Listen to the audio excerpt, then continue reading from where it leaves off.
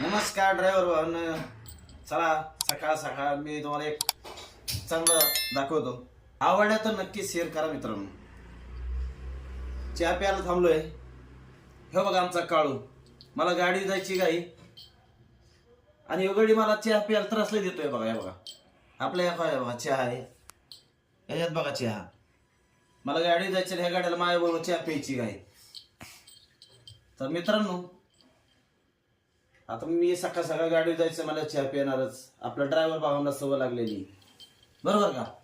आणि ह्यो आपला वाघ बघा बघा बघा चहा पिण्यासाठी किती त्रास देतोय. ए धर बाळा, चल धर.